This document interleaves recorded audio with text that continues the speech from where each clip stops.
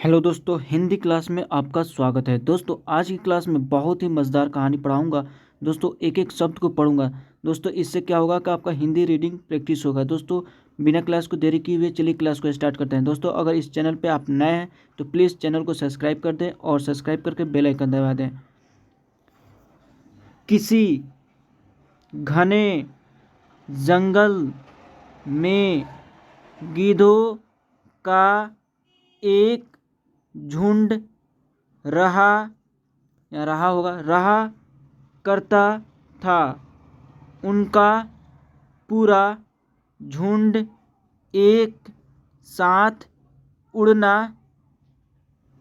उड़ान भरते और साथ में ही शिकार करते थे। एक बार वो सभी उड़ते उड़ते किसी टापू पर पहुंच गए। किसी घने जंगल में एक गिद्ध रहा करता था और वो लोगों का उड़ान एक साथ भरते थे, ठीक है। और एक साथ उड़ान भर के और एक किसी टापू पे चले गए। एक दिन की बात है, वहाँ बहुत सी मछली और मेढक रहते थे। वहाँ पे बहुत सी मछली और मेढक रहते थे। उन्हें वह टापू बहुत अच्छा लगता। उसके खाने पीने और रहने की सारी सुविधाएं उस टापू पर मौजूद थी। सभी गिद्ध उसी टापू पर रहने लगे। अब उन्हें शिकार के लिए कहीं जाना भी नहीं पड़ता था। अब क्या होता है कि उसी टापू पे सब कुछ, रहना, खाना पीना, मछली शिकार, सब कुछ उसी टापू पे मिल चुका था। इसलिए अब उन्हें कहीं जाने के लिए ज़रूरत नहीं थी, कहीं शिकार करने की।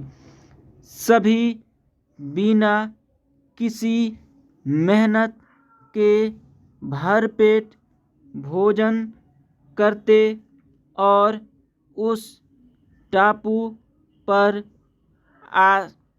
असल में आलस होगा। दोस्तों यहाँ पे आलस, ठीक है। आलस ऐसे, ठीक है।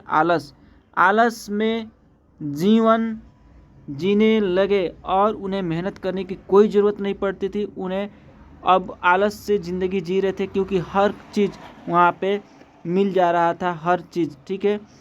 अब वह शिकार करने के लिए भी नहीं जाते थे। उसी झुंड में एक बूढ़ा गिद्ध भी रहता था।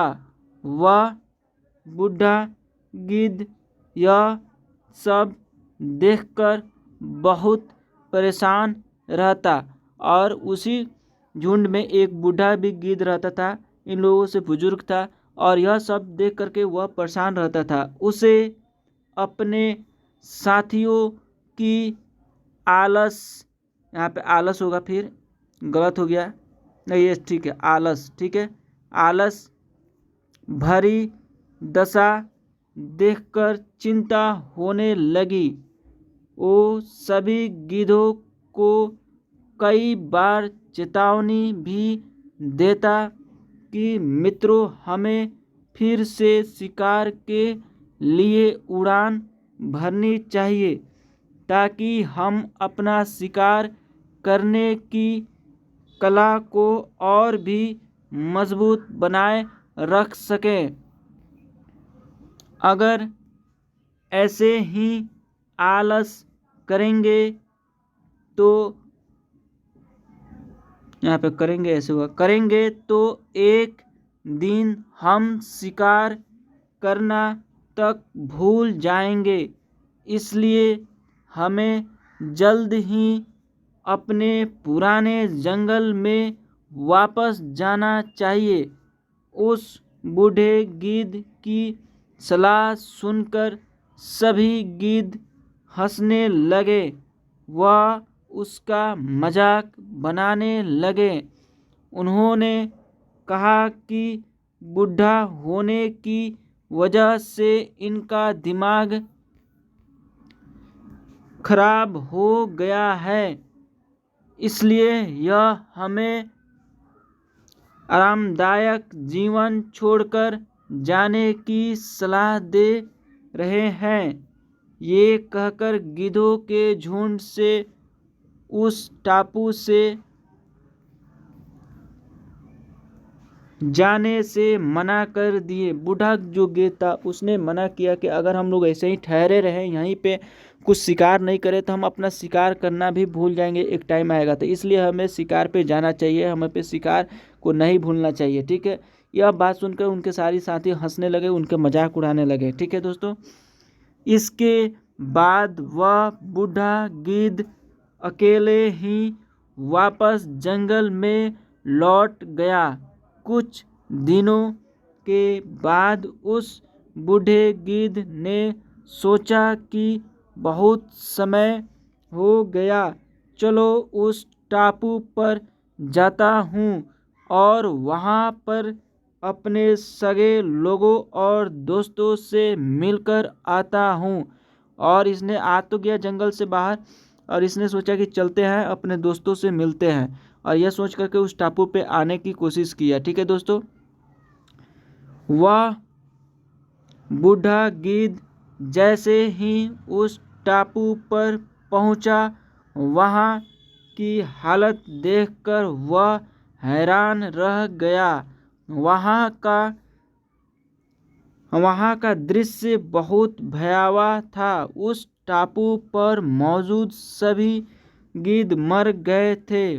वहाँ पर सिर्फ उनकी लाशें ही पड़ी थी। तभी उससे कोने में एक घायल गिद्ध दिखाई दिया, और वहाँ पे जब पहुँचा तो सब के सब गिद्ध मर चुके थे। एक घायल गिद्ध उसे दिखाई पड़ता है, तो देखिए उससे क्या बात करता है। वह उसके पास गया और वहाँ की हालत के बारे में पूछा। उसने बताया कि कुछ दिन पहले इस टापू पर चीतों का एक झुंड आया था, जिन्होंने उन पर हमला कर दिया और सबको मार दिया। हम लोग बहुत समय से ऊंचा उड़े नहीं थे, तो हम अपनी जान भी नहीं बचा सके। और इसने बोला कि हम बहुत दिनों से हम लोग ऊंचा उड़ान भी नहीं भरे थे, जिससे हम अपनी जान बचा सके, हम लोग भूल गए थे उड़ान भरना।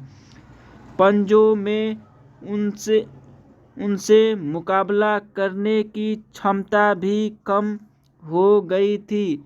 उस घायल गिद्ध की बात सुनकर बूढ़े गिद्ध को बहुत दुख हुआ। उसके मरने के बाद बूढ़ा गिद्ध वापस से अपने जंगल में वापस चला गया। दोस्तों, इस कहानी से क्या शिक्षा मिली, आइए देखते हैं। हमें हर हाल में अपनी शक्ति और अधिकारों की रक्षा करनी चाहिए। हमें हर हाल में क्या करना चाहिए, अपनी जो भी शक्ति है उसे और अधिकार जो भी है आपके पास, उसकी रक्षा करना चाहिए। दोस्तों, अगर आलस की वजह से अपना कर्तव्य करना छोड़ देंगे तो भविष्य में यह हमारे लिए घातक हो सकता है। अगर आप आलस करते हैं तो आलस की वजह से आप अपनी कर्तव्य को छोड़ देते हैं, तो आपको भविष्य में बहुत ही संकट आने वाला है। दोस्तों, इस कहानी से ये शिक्षा मिली। दोस्तों, मिलते हैं अगले क्लास में, तब तक के लिए जय हिंद, जय भारत।